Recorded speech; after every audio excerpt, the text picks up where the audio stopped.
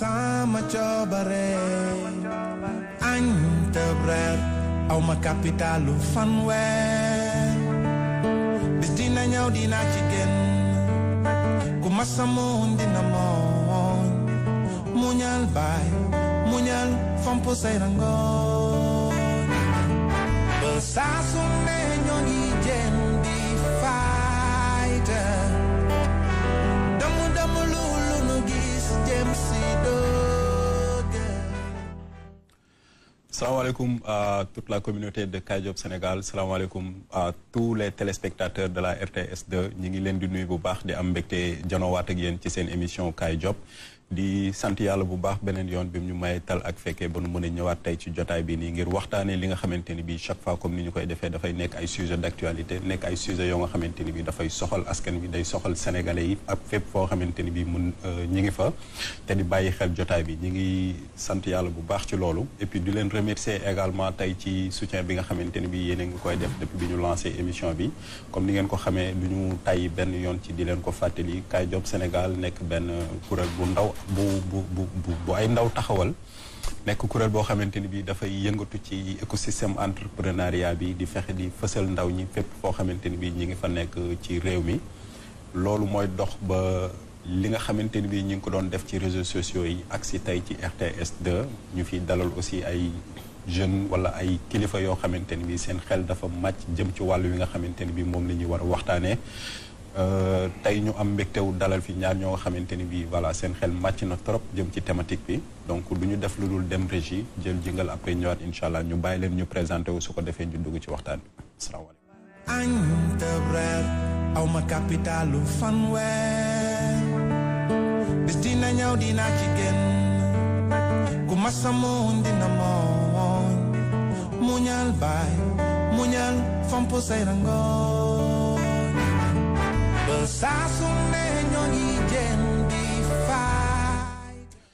Merci beaucoup à la régie donc comme ni ma ko junjee woon léegi tey ñi ngi am mbégte wu ànd ak ñaar ñoo xamante ne bi seen xel dafa màcc jëm ci cybersécurité jëm ci transformation digitale tey loolu mooy thème bi nga xamante ne bi bëgg nañu ko waxtaanee et li ko waral mooy dañu nekk ci li ñuy wax mois de la sensibilisation ci wàllu cybersécurité c'est bien que mois d'octobre bu ñu ko waxee xel yi dafay dem ci octobre rose et au passage ñi ngi jaajëful bu baax ñëpp ñi nga xamante ni bi ñi ngi liggéey ci xeex cancer bi di masaw ñi nga xamante ni bi ñoom ñoo amee feebar bi ak seeni ay famille mais noonu la octobre également nekkee mois de la cybersécurité mois de la sensibilisation sur tout ce qui est cybersécurité cyberattaque bref dinañ ci gën a yaatal et sans vraiment plus tarder dañuy jox kàddu gi sunu papa sunu kilifa Mouhamed Sall nekk ingénieur wala expert ci wàllu cybersécurité ak aussi transformation digitale ñu ngi lay nuyu bu baax kilifa gi dina bàyyi nga nuyonte ak téléspectateur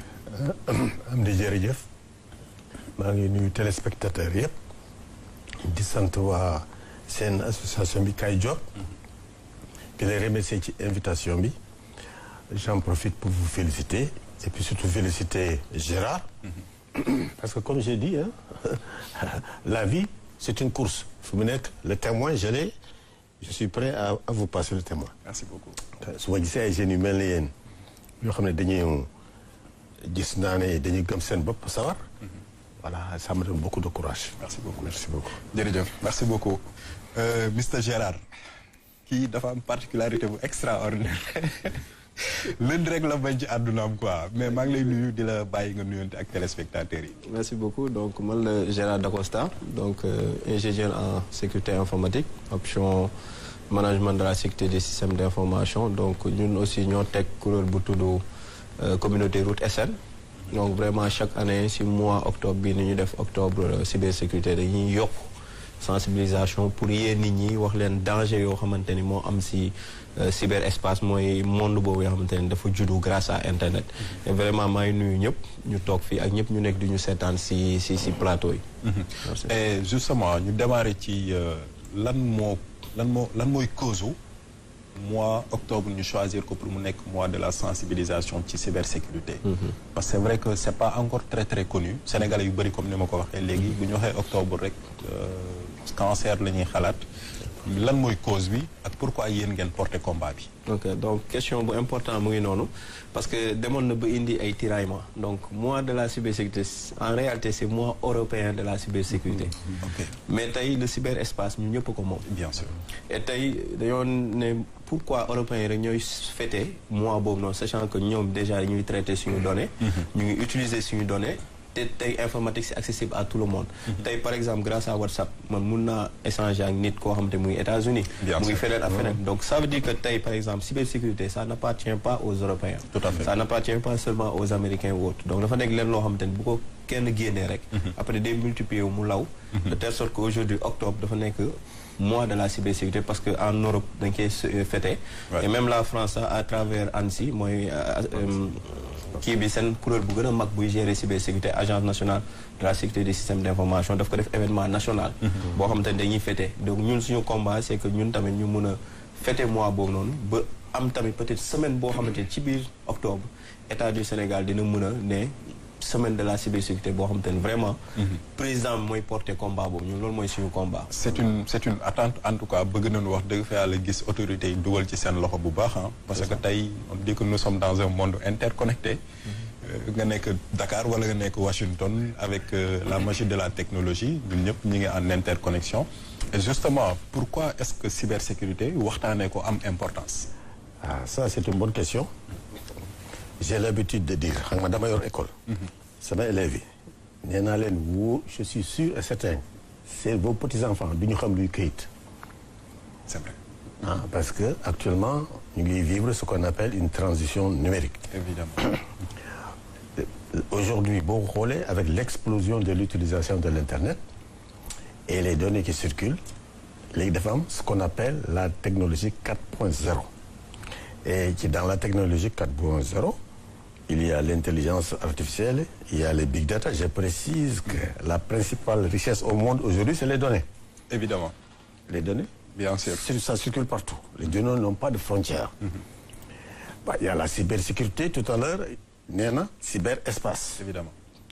xam nga souvent dañu naan cybersécurité numérique je suis désolé amul benn dëkk souverain numériquement amul.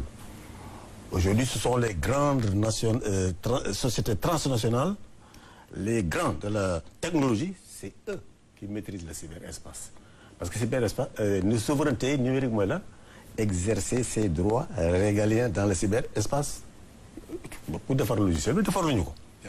les données circulent partout. moo tax xale yi dañu war a jàng ça on va en parler après. Comme j'ai dit les données sont perpétuellement en danger et partout. Et puis je salue l'initiative parce que la cybersécurité la cyberdéfense c'est un comportement. xam nga aujourd'hui booy traverser nga gis passage clouté xam nga da nga war a taxaw. bien sûr. mais malheureusement les gens ici ne savent pas. chaque fois que je vais quelque part je vois des choses qui sont contraires à la politique de sécurité. On va en parler après. bien sûr. Parce que c'est pas encore ancré chez les gens. tout à fait. et d'où l'importance quand même de la sensibilisation bi nga xamante ni bi yéen a ngi koy def jëm ci wàllu woowu noonu. donc dañuy dem régie effectivement dem xool sénégalais yi. ban gis-gis la ñu am ci cybersécurité voilà ak cyberattaque ak yooyu xool naka la ñu comprendre expression yooyu noonu. su ko defee ñu ñëwaat après là on vous laisse la parole vous les experts pour vraiment revenir en détail. donc la régie si l'élément est bon mën nañ dem jël suñu première rubrique micro trottoir et on revient sur le plateau.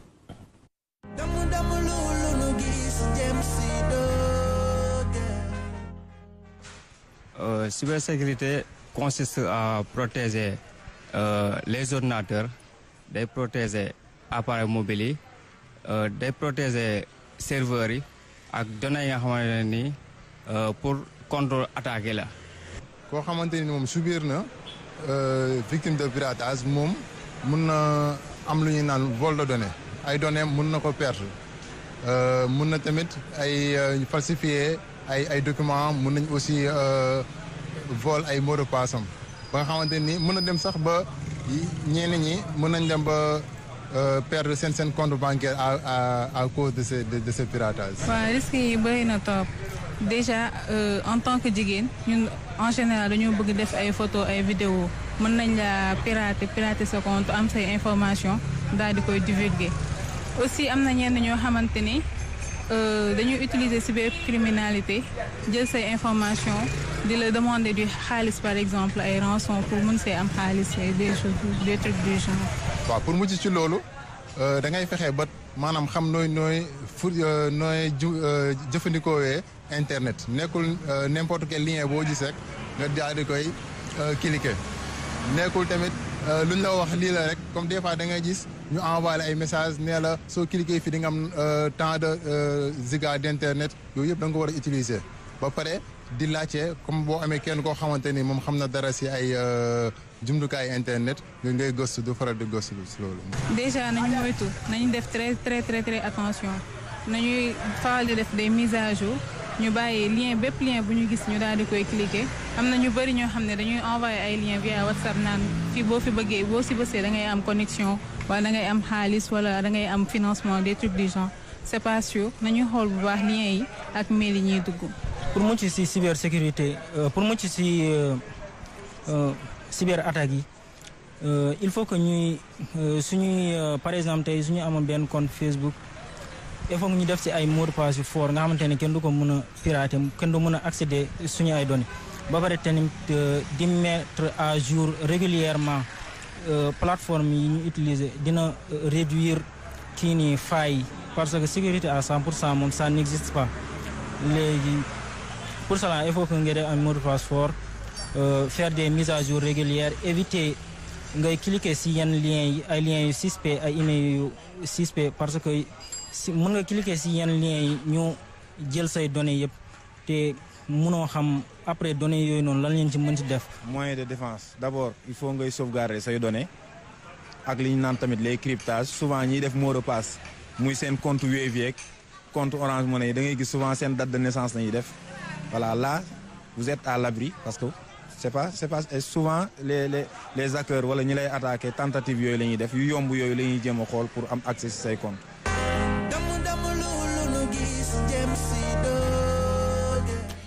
merci beaucoup à la régie pour élément boobu noonu micro trottoir alors gis ngeen ni ay ndaw rek daanaka la ñu joxoon kàddu parce que seetlu nañ ni jeunes yi tey peut-être ñoom ñoo gën a actif sur les réseaux sociaux wala sur internet de manière générale alors déjà monsieur Sall yow en tant que expert ban jàngat nga am ci ñoom li ñuy wax est-ce qu'ils ont bien compris la thématique et risques yi nga xamante ni bi moo lalu yëpp ci cyberattaque. Bon, tout à l'heure il y a eu quelques éléments mot de passe sama Facebook et cetera. li ñuy wax lii loolu mooy politique de sécurité politique de sécurité léegi la politique s'applique muy kër gi muy société bi tout à l'heure nee na ANSSI mooy agence nationale de la sécurité d'information bu France ça dépend du cabinet du premier ministre directement la cyberdéfense de toute la France au niveau de l'Europe je peux dire que la France est le pays le mieux organisé de mon point de vue. Moi, j'ai travaillé en France pendant 30 ans. Ok. J'ai travaillé là pendant 30 ans. Moi, je suis un des référents Atos France. Tout ce qui est sécurité applicative, moi, ma référence de tout le groupe. Donc, tout à l'heure, il a parlé de l'ANSSI. Donc, il y a une organisation au niveau du pays, mais aussi au niveau des entreprises. Moi, déjà, le temps de vie, j'ai déjà vu des choses anormales. ci ay comportement c'est l'affaire de tous dafa mel ne dañ lay jàngal boo gisee passage clouté da ngay taxaw tout à l'heure nee nañu les données c'est la principale richesse dégg nga mu naan sauvegarder mais bien sûr on perd ses données on a tout perdu bien sûr on perd ses données on a tout perdu ou bien je vais à la banque la banque ne travaille pas parce que tey serveur bi liggéeyul yëpp ay pagaille la voilà tout ça voilà. mais y a un élément bu ma dégg ci kenn ci ñoom mu ne la sécurité à 100% amul ci. oui disons la sécurité à 100% n'existe pas ça c'est un. Et la sécurité de l'information n'est pas exclusivement technique il y a toute une organisation. La sécurité n'existe pas à 100% mais il faut réduire les surfaces d'attaque. effectivement. waaye aujourd'hui ku ci nekk am nga smartphone. Ouais. Ça veut dire on élargit la surface d'attaque. Donc tout ça jàng la. c'est vrai c'est important c'est l'opportunité pour les enfants on va en parler plus tard. Gérard yow mi nga xam ne yaa ngi ci école yi tey di def ay formation tey boo gisee jeunes yi sunu ay rakk la ñu on peut dire seen intervention yi est-ce que dalal na sa xel. Oui, en fait bu ma gisee vidéo yi ça m'a rassuré parce que au moins gis naa que nit ñi xam nañu certains concepts. léegi man lu ma si bëggoon dooli mooy pourquoi ñu ne sécurité à 100% existé wul. Il faut savoir que comme nu mu ko waxee sànq affaire bi du matériel bi rek parce que bu dee matériel mën nañu ko contrôler. mën nañu appliquer ay mise à jour mën nañu vérifier mën nañu def maanaam ñun lépp lu ñu bëgg pour matériel bi dégguñu. mais dañoo fàtte élément boo xamante ni moom mooy interagir mooy gën a gérer système d'information mooy l'être humain. mooy ñun nit ñi. tey nit dafa complexe. tey boo xoolee presque attaque yu gën a bëri yëpp di am. nit ki la ñuy nax. moo tax ñu ne sécurité à 100% amul léegi nag nit ki naka nga ko mën a sécuriser maanaam ñetti affaire la FAS formation accompagnement sensibilisation. genre yow da nga waroo ne dama sonn du ma waxati du ma ko conseiller ti da nga war a conseiller nit ki. da nga ko war a former da nga ko war a accompagner waroo yem rek ci conseiller nga former ko. da nga ko war a accompagner. donc c'est tout un processus. tout un processus boo xamante ni mooy permettre vraiment ñu mën a combler loolu noonu ñuy woowee sécurité à 100%. mais mënuñu ci yegg c'est seulement un état d'esprit mooy lu ñuy wax parce que ak affaire bi dañoo war a toujours di nekk ci nopp nit ñi ne leen et ñun suñu combat communauté loolu la. ñun en plus de octobre chaque année ñun dañuy continuer di sensibiliser. di def ay activités yoo xam te ne dañuy invité te man sama cours yi d'habitude su ma koy def parce que yenn saa yi dañuy jàngal étudiants ay techniques d'attaque. u tax ñu leen di ko jàngal c'est pas parce que pour ñu dem defi ñaawteef. non non dañoo ne la meilleure défense c'est savoir attaquer. évidemment et après si ginnaaw dama leen nekk y a des lois en place. boo leen defee naka su dul loolu fii ngeen di dem. et donc loolu mooy tax après ñoom ñu conscientiser wu mais pour grand public bi affaire bi mën a am impact. il faut principal acteur bi bu ñu nee cyberespace dafa mel ni ñu ne frontière Sénégal mais frontière numérique. te kan moo koy défendre c'est l'État. État moo ko war a approprier. France dafa réviser constitution après 2009 bu amee benn attaque boo xam te ne dafa attaqué Estonie. au niveau étatique. ñu gis que beaucoup d'agences beaucoup de ministères même hôpitaux yi banques yëpp dafa planté wu. France révisé ak yeneen pays yu bëri. surtout France mu jël constitution mu defaraat ko mu ne après défense du territoire mooy militaires yi ak gars yi lépp mu jël cybersécurité def ko acte 2 de la constitution si la ANSSI juddu ANSSI dafa am plein pouvoir pour mën a gérer tout ce qui est sécurité des systèmes d'information si biir France plein pouvoir tey Sénégal ñu ngi dem vers une transformation digitale ñu ngi wax intelligence artificielle ñu ngi wax lu nekk tey ñu ngi wax que dañoo bëgg créer chaque Sénégalais am benn e-réputation en ligne de telle sorte que tey yow sa identité numérique moo fay nekk mais balaa loolu cybersécurité dafa war a ancrer et c'est bien avec nouveau autorités yi ñoom am nañu xel ñu ngi wax affaire de cybersécurité mais comme ni ñuy wax des na il faut ñu mën ko teg nit ñi sentir ko ñu mën di sentir ay émissions cyber ñu mën di sentir autorité cybersécurité bu am actuellement est-ce que xam nga Sénégal am na direction générale du chiffre et du chiffrement et de la sécurité des systèmes d'information et pourtant ñu bëri xamuñu ko et pourtant dafa war a bu gën a nekk proche de la population mën a expliquer mën a tamit défendre intérêt yi ba pare ñeneen ñi topp si au niveau de la police au niveau structure étatique yi ainsi de suite ba si particulier bi ba si entrepreneur bi parce que tey n'oublions pas acteurs yi ak ñoo bëgg entrepreneur yi surtout ñuy daan seen doole daan yu ndaw parce que ñooñu dañoo am benn espoir te yenn saa dañuy nekk di daw dépense chaque jour et foofu la ñuy profité si faay c'est vrai moo tax ñu ngi koy gis fan yi c'est très fréquent je pense démb rek sama benn xarit il est sur Facebook très actif di jaay ay parfum compte am malheureusement da ko perdre un compte boo xam ne amoon na doole trop ñun Kaay Job ça nous est arrivé récemment. c'est ça et en tout cas c'est très fréquent dañ koy gis mais justement pour une dernière question avant de dem ci doyen. est-ce que mën nañu wax tey waxu sécurité bu assurée si par exemple tey les bases de données yi nga xamante ni bii fa la ñuy denc les données en termes numériques Sénégal peut-être. concevoir ko à 100% et que gestion bi tamit Sénégal yorut ko à 100%. Est-ce que là on peut disons avoir l'esprit tranquille? Ouais, mais mooy question de souveraineté bi ma wax na ko justement la souveraineté actuellement même bu ñu il ne sert à rien de recommencer en fait loo xam te ne am na ba pare.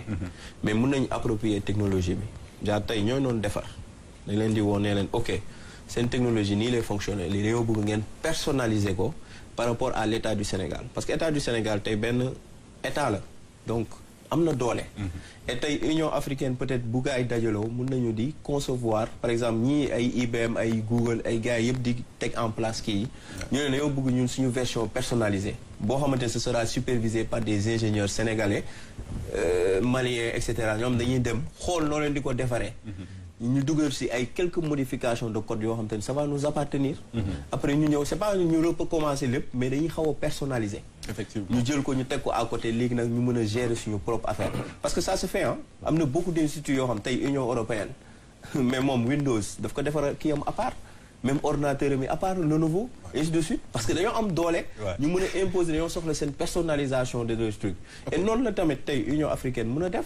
de telle sorte que tey par exemple dañuy jëlee ingénieur ñu ne da ngeen di dem ba base Google ngeen superviser de A à Z bu ñuy teg en place logiciel wala nangam ñu ne ñu tey dem leen siège u Dell. bu ñuy monter carte yi ak yooyu noonu nangam si ordinateur ñu superviser de A à Z lan ak lan lañ siy dugal parce que yenn saa mën nañ dugal ay équipement dugal fay équipement espion. bien sûr yoo xamante ne tey dañuy ñëw ñu jox machine yooyu noonu ay après nit ñi di ko kii. donc ñu superviser contrôler ANSSI loolu la nekk di def biir France. amul benn équipement buy ñëw te ANSSI du ko vérifier balaa gars yi di ko utiliser. c'est une lourde tâche quand même qui attend les autorités et je précise quand même que Sénégal am na data center bu nekk déjà à Diamniadio. ça c'est avancé là déjà et que effectivement il faut que après ñu personnalise ko ba mu répondre aux attentes et aux besoins spécifiques des Sénégalais de manière générale. Oui, bon, data center c'est bien, mais les données ne restent pas là-bas, les données circulent. Avoir un data center, ça ne veut pas dire qu'on est sécurisé. Ça, c'est un. Pour moi, il y a 3 choses. Parce qu'en Afrique, il y a un déficit structurel pour gérer la cybersécurité. Ça, c'est un. Et de 2, il y a un déficit technologique de compétences. C'est pourquoi, 1, il faut former les gens. Les gens de ma génération, en tout cas quelqu'un comme moi, j'ai fait le tour du monde à la recherche di wuti xam-xam mais tey soxluma dem fenn je me connecte dans l'internet j'ai tout soxlatul may jënd ay livres et cetera.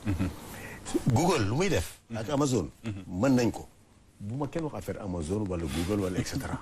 xam-xam bi ñu am mën nañ ko def fii aucun complexe. bien sûr. Vous allez en Europe dañu tardé les Asiatiques réagissent.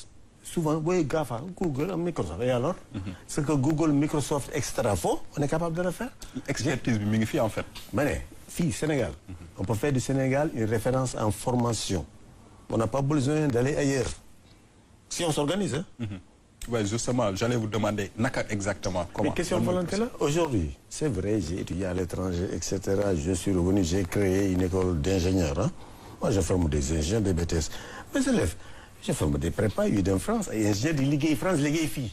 Mais d'amener, même en France, des gens qui ont filles, l'offre d'emploi est une réalité. Il n'y a pas de frontière. Quelqu'un de bien formé, on peut même aller à Nicaragua, on va trouver du travail. Quand on est bien formé, ça, c'est le meilleur des passeports. Il faut que les jeunes aient confiance en eux-mêmes. Comme on ne parle pas de Google ni d'Amazon. Google, Amazon, etc., ce qu'il faut, on est capable de le faire.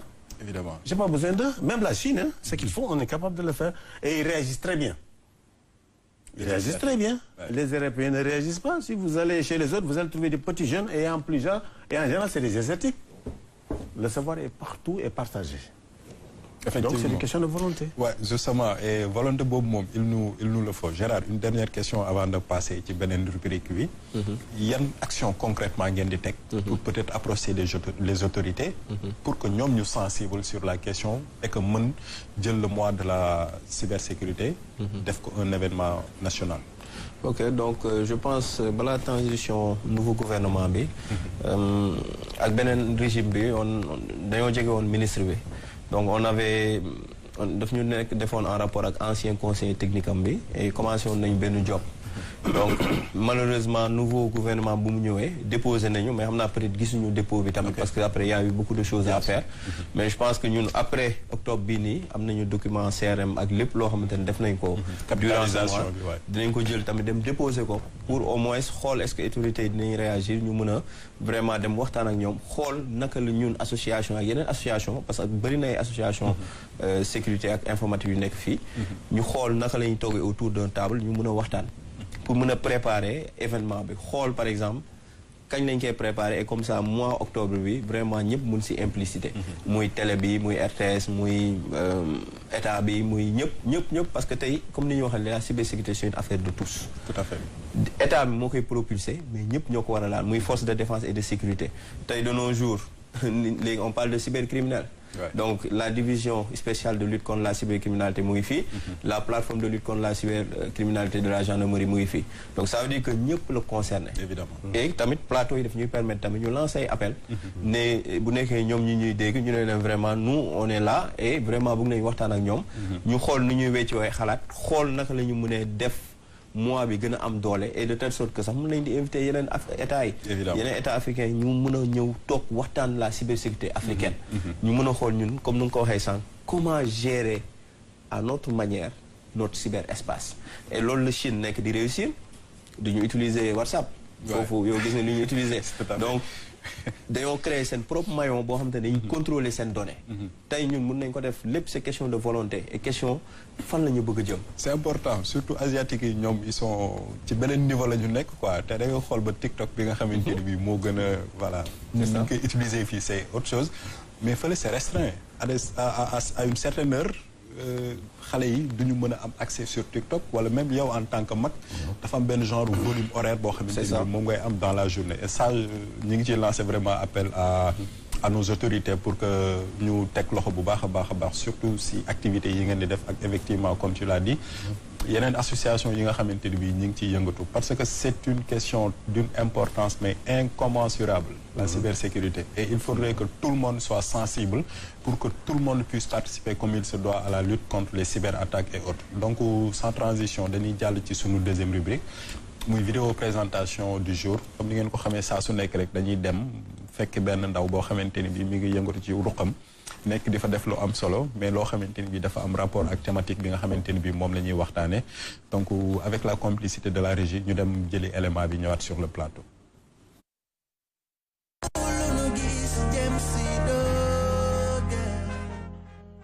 salaamaaleykum man la Bara Diaw maa ngi nekk manager général bu Sunukot di centre de formation boo xam ne centre de formation la waaye centre de conception la tamit centre de formation bu ñu ko déggee mooy dañuy joxe ay formation ci informatique bi maanaam ci xarala yu bees yi mais tamit centre de conception la maanaam dañuy defar lu ci mel ay application ay site web ak ay plateforme maanaam participer ci digitalisation bi ñuy wax formation yi nag ay formation en informatique la yu courte durée yu xaw a wuute loolu ak formation yi ñuy faral di gis ci école yi parce que fi formation yi 2 mois lay durer maximum 5 mois ñu jàngal étudiant bi li nga xam ne moom lay soxla pour bu génnee mën ko dem ci entreprise bi am na formation comme informatique bureautique am nañ tamit ay formation comme par exemple développement web ñi nga xam ne dañoo bëgg a jàng programmation am nañ ay formation sur développement mobile ñi nga xam ne dañoo bëgg a jàng nan la ñuy defaree ay application mobile pour téléphone que ça soit pour App Store wala Play Store am nañ tamit ay formation ci marketing digital ak yeneen formation yu bëree bëri yoo xam ne ci domaine informatique la waaw suñu kon ñi ngi ko créé 2019 li fi nekk actuellement ak ñi nga xam ñoom ñoo fi liggéey ñi nga xam ne ils sont permanents ils sont au nombre de 6 ak ñaar ñoo xam ne de temps en temps en fonction ci demande bi la ñuy ñëw donc nous sommes au nombre une équipe de 8 personnes ñoo xam ne ñoom ñooy liggéey ci sunu code voilà il y a de cela un mois je pense que on était à notre 650e étudiants inscrits bon ça fait même pas 2 mois donc j'ai dit à peu près 650 660 étudiants qui ont fait les formations comme je l'ai dit aussi formation yi am na ci yoo xam ne formation yi en ligne la c'est-à-dire ci plateforme bi la ko étudiant bi di inscrire waaw loolu damay sawar wax ci xam nga développeur moom ñun déjà bu ñuy def suñu plateforme yi loolu la ñuy njëkk a xalaat damay jox souvent exemple sama étudiants yi da leen da ngeen def comme kuy defar këram rek daanaka bu defee mur bi clôture bi sécurité lay njëkk a xalaat et aujourd'hui bu ñu wax ci cybersécurité du seulement ñun en tant que développeur bi li ñuy def mais aussi technique yi nga xam ne ñun moom la ñuy appliquer wala tamit loi yi nga xam ne moom la ñu mettre en place wala yeneen outils yoo xam ne dañ koy utiliser tey mënuñu wax benn application wala benn site boo xam ne duñ ko wax rek te jubluwuñ ci waxuñu ci cybersécurité parce que mun nga defar mu baax mais comme nit ku tabax këram te maanaam amul sécurité rek donc loolu mooy doon problème bi léegi nag bu ñu dee cybersécurité ñun en tant que développeur li ñu njëkk a def mooy nan la ñuy defar ba système bi ñuy defar mu nekk système boo xam ne ça sera peut-être infaillible ba nit ki su ñëwee du ko mën a attaquer ça nous arrive souvent avec nos sites nos plateformes que parfois nit woo ñu ne ñu mën duma benn plateforme boo xam ne dafa am problème bi wala dañ ko attaqué wala nangam ak nangam wala nit ki da ciy am accès sans mon autorisation parce que peut-être départ ba la ñu fausé woon mooy li ñuy wax maanaam sécurité de base nga protéger wu. tey jii on parle de mois de la cybersécurité et je pense que nit ñi dañ ci war a gën a yeewu ñun on fait une mission d'information mais aussi dañuy def une mission de sensibilisation xëy na am na ñoo xam ne xëy na xamuñu ñàkk xam nag mën la waral ñu dugg si yu bari ba parfois soit ñu def loo xam ne daf leen di yàqal. wala ñu def loo xam ne peut-être ñoom ci seen bopp ñoom ñooy créer faille bi am côté sécurité ba nit ki mun leen attaquer je donne souvent l'exemple si ñuy jot ay peut-être liens yi si WhatsApp wala bu ñëwee rek cliquer xëy na am na ci ñu bari ñoo xamuñu ko quoi xamuñu lan la risque yi si nekk ak danger yi ci nekk parce que parfois mën na am sax ki la ko envoyé moom xamul sax lan mooy problème mais dala ko envoyé rek nga ne benn Amadou moom moo ko envoyé te man xam naa am di xaar ma cliquer si nga cliquer ci fekk yow non seulement yaa ngi détruire sa bopp mais yaa ngi détruire yeneen personnes yoo xam ne yaa ngi leen koy envoyé. Voilà, d'abord je voudrais féliciter l'équipe de Kay Diop mais aussi l'équipe de la RTS2 pour ces initiatives. Pour les jeunes nag li ma leen di wax mooy nañuy def le maximum nécessaire pour ñu jéem a am ay connaissances ci nouvelles technologies am di dañoo nekk ci période boo xam ne maanaam informatique numérique bi boo ci xamul lu bari daanaka da nga mel ne dañ la laisser à côté maanaam yu ci bari bu ñu koy def mënoo ci bokk. dégg ngeen avec nouvelles autorités yi ñuy wax digitalisation wax dañuy digitaliser système yi d'ailleurs nous on y travaille sur plusieurs plateformes on a déjà fait des propositions pour yenn administration yi mais bu ñu dee wax digitalisation ba pare ñun askan bi ci boppam pare wuñ pour fekk digitalisation boobu donc day am problème.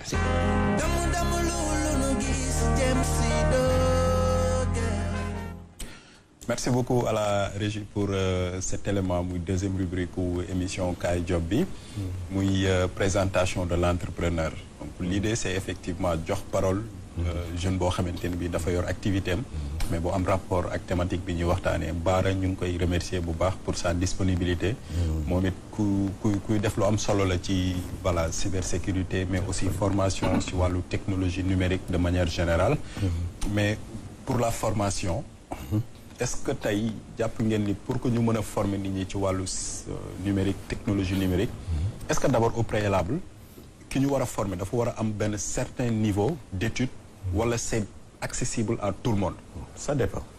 Tout à l'heure je disais que on est dans l'ère de la technologie 4.0 et dans cette technologie 4.0 il y a la cybersécurité mais il y a aussi l'intelligence artificielle qui joue un rôle majeur.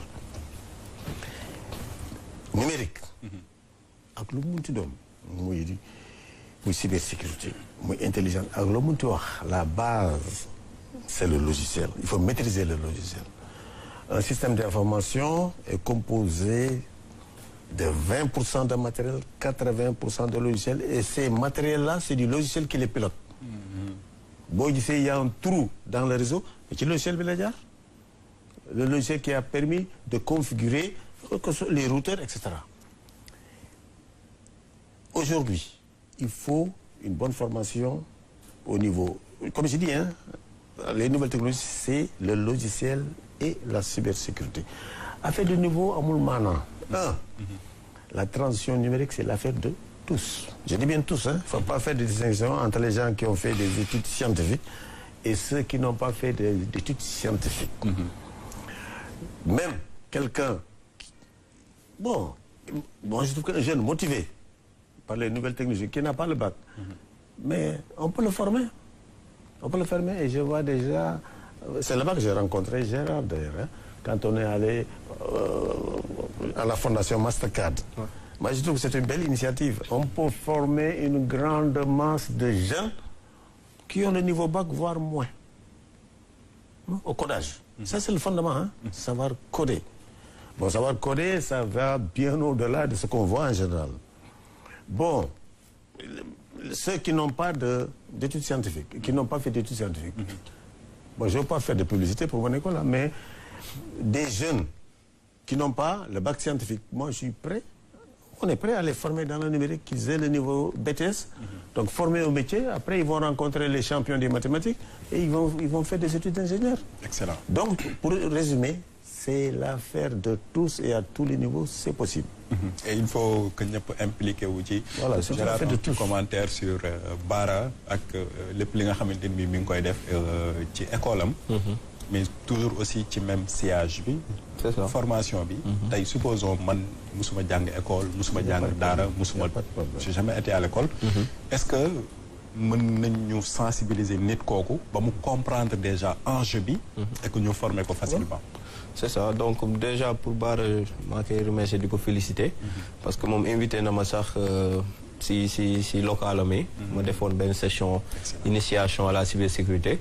donc pour ces étudiants ak gars yu fay nekk. et ça m'a vraiment plu parce que voilà man c'est toujours ces moments yooyu noonu laay bëgg toog ak nit ñi vraiment expliquer parce que man sama spécialisation c'est l'être humain presque parce que management de la sécurité des systèmes d'information donc man partie matérielle bi dama ne bon mun naa ko tegee de côté man ku ma gën a intéressé mooy nit ñi parce que tey boo jëndoon capital humain c'est important voilà parce que tey boo jëndoon benn élément buy jar 1000 milliards wala dara et que tey par exemple nit kooku moo ko war a utiliser évidemment te nit kooku formé woo ko sensibiliser woo ko c'est zéro en fait man foofu laa gën a kii et maay félicité parce que formation yomb tout à fait xam naa lu nekk si formation presque war naa école informatique Sénégal yëpp et dafa métti donc j'ai été étudiant aussi xam naa nu mu demee voilà donc comme nu mu ko waxee par rapport à la cybersécurité d'une manière générale par rapport à la formation tey le savoir comme ni ñu ko waxee accessible à tout le monde léegi ça dépend si niveau yi ak ku nekk spécialisation boobu bëgg def par exemple man j'ai toujours voulu dem si benn niveau bu kawe maanaam ma ne man ingénieur donc ma nekk ingénieur en informatique avec continuer def ay certification am na keneen peut-être niveau technicien la par exemple moom foofu la bëgg toll parce que techniciens yi tamit am nañu seen propre mission am na ñeneen ñoo xamante ne ñoom ñooy xam ñëw compléter peut-être ñoo xamante exécutants yi ak yooyu après mu am ñu tamit ñu ñuy woowee les utilisateurs finaux donc utilisateurs finaux yi ce sont des personnes yoo xam ne dañoo soxla rek ñu sensibiliser leen ce mot de passe bu ko jox am di même bu dee sa frère la bu ko jox sa mot de passe ce mot de passe bu ko taf fii nii bu ñëw si télé bi ni ne sama compte bancaire bi numéro bi lii la dem leen xooli bul photo presque fépp fooy nekk di nekk ainsi de suite tu vois donc parce que utax dafa am lu ñuy woowee le profilage web et profilage comme ni nga koy waxee si dëgg si vraie vie mooy koo xam ne da lay topp di xool looy def ainsi de suite donc imagine boo nekkee benn personnalité à chaque fois ngay wone fan nga nekk ainsi de suite da ngay jox maanaam yow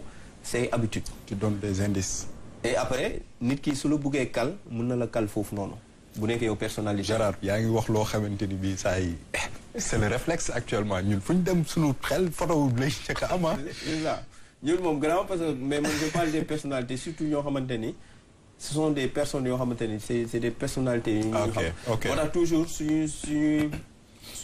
suñuy wax même actuellement dañu war a def formation des gardes corps même gardes rapprochés yi ils doivent avoir des techniques de cybersécurité par exemple tey nii suñu pochette yi man sama pochette bi dama am benn kii boo xam dañ koy woowee case de Faraday sama carte kii yëpp fa laa koy dugal parce que tey dafa am lu ñuy woowee ay lecteur NFC nit ki mun na ñëw si yow rek am ni comment tu vas rek mu scanner te NFC day am ci téléphone yi voilà mu scanner sa lépp mu dem toog fu muy toog mu xool léegi imaginer tey par exemple mu xam que yow à chaque fois da ngay dem telle boîte de nuit parce que ñoom toujours dañuy xool élément foo xam ne mun nañ jaxasoo ak yow ñoo xam kii star bii nii fii lay dem donc la personne va te suivre va te profiler ñëw jaxasoo ak yow scanner lu muy scanner wala def la mooy loolu et loolu tout ça c'est dans l'humain léegi il faut nga sensibiliser nit ki ne ko kenn terewul a génn mais fooy faral di gën a dem chaque jour même bu dee benn yoon nga ko posté jeex na bu ko di ko posté parce que surtout bu xoolee chaque 16 heures yaa ngi posté tànganaa Baysal chaque 16 heures dina la dem mu kàll foofu noonu évidemment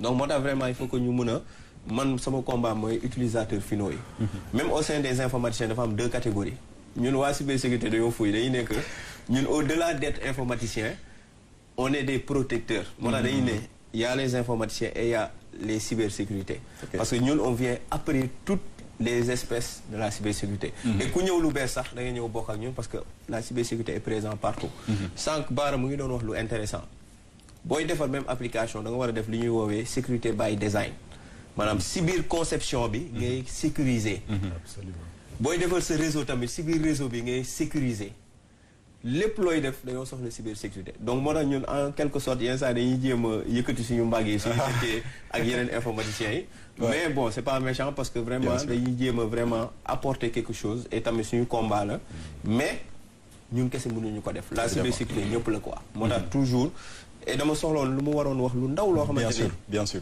vas-y c'est un combat tey nii par exemple dans les entreprises on voit que 60% des attaques viennent de l'intérieur pourquoi parce que tey am na entreprise yoo xamante ni différence de niveau yi dañ koy sentir dafa am koo xamante ni peut-être dañ koy woowee boss pour nga accéder si sax yow mii di liggéey foofu noonu dañ nga nim problème PDG même ku si topp sax même koo xamante ne sa supérieur hiérarchique bu ndaw la pour nga accéder si moom nga nim problème la donc yow si sa bopp doo sentir sa bopp sa implication si entreprise bi acteur bi loolu lay ñëw maanaam su may nee acteur bi black hack bi parce que acteur dafa am trois types nit ñi dañuy ne acteur mais man mi acteur la mais acteur blanc lañ may woowee maanaam le chevalier blanc dafa am acteur noir mooy le chevalier noir mooy koo xamante ne day def du mal moom loolu mooy liggéeyam mu am le grey ak mooy chevalier gris moom le matin day def lu baax guddi bi mu def lu bon day changer de couleur léegi nag catégorie boobu noonu buy xool day xool am di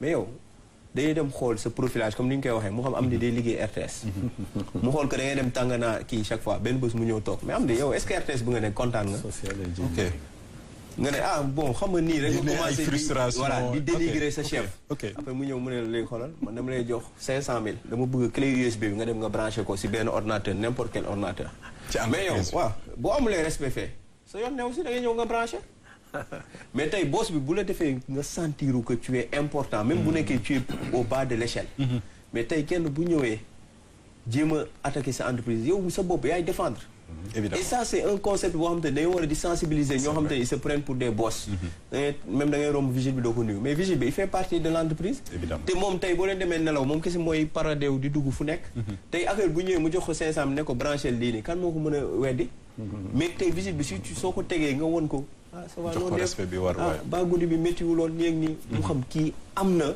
te loolu tam c'est des sensibilisations yu ñu war a def et parfois dañ koy gis vraiment si entreprise yi di ko gis si hiérarchie yi ainsi de suite et loolu cri de cœur la parce que la sensibilisation comme ni nga koy waxee du nit ki rek informaticien bi mooy ñëw installer mettre en place comme kii lu mu wax politique de sécurité mais dafa am aspect humain et man si aspect humain laay travailler moo tax d'habitude man ñu bëri ne on te voit toujours souriant ainsi de suite même su may dem di prester di def lu nekk du ma ñëw di ñàngal damay reetaan pour mën a jël nit ñi rassurer nit ñi samay xarit c'est important et démb bi ñu gisee le gouvernement présenté Sénégal horizon 2050 dama ci gis ñu wax ci capital humain peut-être ñi comprendrewul mën nañu bañ a xam dëgg dayo bi loolu noonu am mais tey pour ñu wax émergence pour ñu wax développement pour que tey li gouvernement bi di séntu ñu mën cee jot il faut que chaque Sénégalais puisse comprendre que lii nii président Diomaye Faye teg c'est pas pour lui c'est pas pour sa famille mais c'est une affaire de tous et de tout le monde donc le capital humain c'est bon peut-être loolu dinañ ci amat yeneen jotaay yoo xam ne on va parler exclusivement de ça parce que sujet la boo xamante ni bi tamit daf ma tenir à cœur parce que dama ci jot a liggéey et demoon na ba ci sax tey pour renforcer le capital humain nutrition sax daf ciy am wàll nit bu xiifee des fois du xalaat bu sonnee du c'est important mais je vous promets que dinañ ci revenir at mais bu ma dégloo Gérard muy wax man benn instant damay tiit je me dis que man je suis exposé parce que ñun ñi nga xam ni dañuy taxawaalu certes duñu ay autorité kenn xamuñu mais on traîne un peu partout et li mu wax c'est en quelque sorte que dañu exposé wu est-ce qu'il y a vraiment nan la ñu mën a def pour réduire risques yi vu que sécurité 100% amul xam nga lu mu wax léegi bon dans tout système dans tout projet il y a des risques économiques risques techniques risques juridiques mais le plus gros risque dans tous les projets c'est le risque humain soit maladresse soit malveillance maladresse parce que je ne suis pas bien formé j'ai fait n'importe quoi yëpp mën na am tout à l'heure nga ne s'exposer mais c'est les gens qui s'exposent eux-mêmes xam nga avant police moo lay fiché léegi ñëw day dem fiché seen bopp dans les réseaux sociaux entre parenthèses man su may def test d'intrusion ci réseaux sociaux laay njëkk a dugg am na lu mu wax léegi lu mu wax mooy social engineering je rentre dans les réseaux sociaux tout de suite je prends toutes les informations concernant le site qu'il faut tester Et comme il dit, ça dépend des tests. Il y a des tests, tout le monde sait que test amna, mais parfois le service informatique ne sait même pas qu'il y a un test à faire. Parfois on vous demande de faire le méchant, vous êtes dans le réseau, vous attaquez. Les gens qui sont là-bas, mais je dis, ce sont les gens qui s'exposent eux-mêmes dans les réseaux sociaux. Aujourd'hui, si vous allez chercher du travail, avant d'arriver pour l'entretien, on sait tout sur vous. Donc, Internet direct après ces informations. Oui. Quand vous avez un entretien, on sait tout ce que... Tout. Donc les gens, il faut qu'ils fassent attention. Ils vont dans les réseaux, voilà. Bon, mais c'est important. Mais le capital humain, c'est fondamental. Évidemment. Mais ça, c'est la solution. C'est la solution. J'ai dit au Sénégal ici, je l'ai dit, hein, je le dis depuis des années, l'offre d'emploi est une réalité. L'offre d'emploi ne s'arrête pas aux frontières. Et former des milliers de jeunes, ça ne pose aucun problème. Ça, c'est moi qui l'ai dit, personnellement. C'est faisable. Et oui. En tout cas, il faut encore une fois de plus beaucoup de sensibilisation. Beaucoup de sensibilisation. Et franchement, nous devons remercier beaucoup de ci liggéey bu am solo bi nga xamanteni bi yéen ngi koy def ci walu sensibilisation parce que vraiment il faut que nous comprendre réellement waaw li nekk ci cybersécurité cyberattaque parfois nit ñi boy gis nit ñi négliger léeg-léeg seen données yi tu sens si pas qu'ils n'ont pas une parenthèse. Bien sûr. Il y a 2 ans ou 3 ans, Union africaine. Il y a eu une attaque. On a tout crypté. Demande de rançon. 3 millions de dollars, ils ont refusé. Ok, ils ont bien fait. Parce que les données étaient supervisées à Nairobi. Mais pour faire redémarrer le système, ils ont payé 7 millions. Wow. Ça, c'est PRA, plan de reprise des activités en cas de sinistre. Okay. Donc, c'est un tout. Tout à fait. Merci beaucoup ci voilà message yi ngeen di lancer ak sensibilisation bi donc dañuy dem régi jël suñu 3e élément muy la dernière rubrique de l'émission découverte du jour dañuy jox parole benn expert ci domaine bi moom aussi mu wax ni nga xamante ni bi noonu la ko gisee de la régie à tout de suite.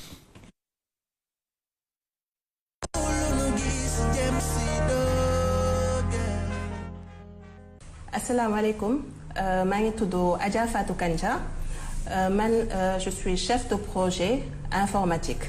Tey nag dama fi toog en tant que passionnée cybersécurité et ancienne responsable sécurité système d'information.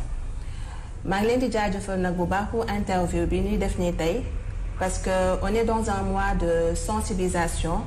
ñëpp nag xalaat nañ ne bu ñu waxee octobre rek mois de sensibilisation sur le cancer du sein mais aussi c'est un mois dénommé cybermois. Cybermois nag tey dañ ciy wax ci lépp li nga xam ne tey mën nañu sensibiliser nit yi ci wàllum cybersécurité. ku wax sécurité xam na ne cible bi tey information la. Donc la cybersécurité aujourd'hui elle vise à mettre en place les moyens que ce soit humains, organisationnels, techniques tey pour garantir une bonne sécurité de l'information. Parce que tey attaquant bi ñëw tey pirater benn compte wala tey benn entreprise moom lu muy ut mooy am information bu ko amee mën na ko utiliser mën na ko détruire wala même rendre lu ñuy détruire mooy rendre même information bi indisponible. Parmi les attaques les plus répandues nous avons l'hameçonnage. L'hameçonnage qui est plus répandu sous le nom de phishing. bu ñu nee nag phishing mooy tey nit attaquant bi nu muy def mooy déjà day jéem a am confiance su ki mu bëgg a pirater te loolu pour mu am confiance boobu noonu tey day taxawee ak benn apparence boo xam ne tey yow doo am benn doute parce que tey mën na la sax yónnee benn mail wala benn message wala tey su ma ñëwee sax ci mail bu mu lay yónnee mën na utiliser tey charte graphique u tey sa banque bi nga xam ne tey ñoom nga dénk sa xaalis donc yow boo jotee mail bi rek tey ak tey sa logo wu banque sa xel dafay dal léegi nag ci mail boobu tey mën nañ ci def benn lien wala benn pièce jointe boo xam ne boo ci cliquer rek yow foofu nga leen di mayee bunt te la plupart du temps contenu mail yooyu mën nañ leen rappeler tey ne yéen de am ngeen benn facture boo leen fayul xam nga donc loolu boo ko vérifié wu source bi tey yow yaa ngi koy jàppale tey yaa ngi koy jox porte parce que tey bu ñëwee yónnee la mail boobu boo ci cliquer tey mën na am say identifiant te ku am sa identifiant nag mooy tey sa mot de passe bi ci gën a am importance xam nga tey mën na ñëw accéder say données personnelles léegi pour ñëw nag ci mot de passe boobu nag choix wam da nga ko war a xool bu baax tey sa mot de passe tey boo koy choisir dafa war a nekk un mot de passe fort fii képp ku fi am benn application des fois booy créer compte gis nga ne tey booy choisir sa mot de passe boo defee mot de passe bu gàtt mën nañ la wax sa mot de passe il est faible plus nga koy améliorer da ngay dem ba gis ñu defal la mention mot de passe fort loolu nag lu jar a bàyyi xel la fan yii nag ci réseaux sociaux yi ñu bëri ñu ngi pirater seen compte bëri na torop li ko waral mooy attaquant bi dafay faire passer wu pour une personne boo xam ne xam nga ko mën na la yónnee un message donc tey yow lan nga mën a def mooy bu ñu attaquer sa compte tey déjà ñu ci gën a bëri ñoom li ñuy def rek njëkk a def rek mooy abandonner compte bi rek toog loolu rek doyul da nga war a réinitialiser say mots de passe ndax ñëpp xam nañu tey ku ubbi compte Facebook tey am na benn adresse mail boo ko lié mën na nekk adresse mail Gmail donc tey ki nga xam ne tey accéder na sa compte boobu mën na tamit su fekkee même mot de passe bi nga utiliser mën na tey accéder sa compte Gmail donc pour des raisons de sécurité boo nekkee une victime d'attaque réinitialiser sa mot de passe su compte Gmail ba pare tamit nañuy tàmm di stocker di def un stockage régulier de nos données loolu dafa nekk lu am solo loo xam ne dañ koy fàtte parce que moo lay permettre tey en cas de compromission tey de ton compte ngay mën a tey peut-être accéder à certaines données yi nga xam ne yow peut-être yow foofu nga ko dugaloon comme ay vidéo yi nga xam ne mën na la jëriñ ci sa liggéey wala ay mail wala yeneen information yoo xam ne yaa ngi ko soxla ci sa vie active.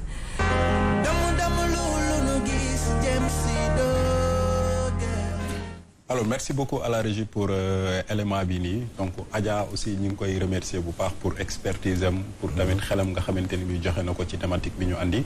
Donc monsieur Sall on vous laisse placer un dernier mot. Et peut-être aussi lancer waale benn message de sensibilisation. Voilà parce que temps bi pratiquement jeex. Bon, tout d'abord merci beaucoup pour l'invitation et surtout pour l'initiative. Moi je m'adresse à la jeunesse hein, et je le répète encore l'offre d'emploi est une réalité. Mais pour trouver un emploi, il faut être formé. Voilà. Et aujourd'hui, comme je l'ai dit, hein, moi, personnellement, demain à l'étranger, Djangi, mais tu es souvent un étudiant, j'estime que j'ai tout ce qu'il faut. Ouais, certes, on va beaucoup de gain, mais il y a tout ce qu'il faut. Moi, Google, moi, Amazon, moi, qui. Bon, demain, on va trouver des jeunes du même âge. Donc, c'est une question de volonté et de sensibilisation. Voilà. C'est important. Merci beaucoup. Gérard, merci. Peut-être un dernier mot à l'endroit de la jeunesse. Encore une fois de plus sur le capital humain. Oui, c'est ça. Donc, moi, déjà, la communauté est là. On a un programme qui nous suivre sur les réseaux sociaux, communauté Route SN. Donc, nous avons fait des webinaires, nous avons fait des choses. Un message que je veux dire, sur Internet, rien n'est gratuit. Quand c'est gratuit, c'est vous le produit. Donc vraiment, gagner, retenir l'ordre et tamit lancer appel aux autorités. Nous sommes là et vraiment, nous, l'Union Moy, défendre les intérêts cyber du Sénégal. Et aussi que tamit, nous l'agenda 2052 et que chaque personne au Sénégal, chaque jeune, mais chaque personne, je my propre moteur de réussite programme et une fois nous développons vraiment jëm kanam et que nous basé toujours sur modèle chinois et indien. Lors de mon voyage en Inde, j'ai découvert en fait que ils aiment leur pays au-delà même des frontières.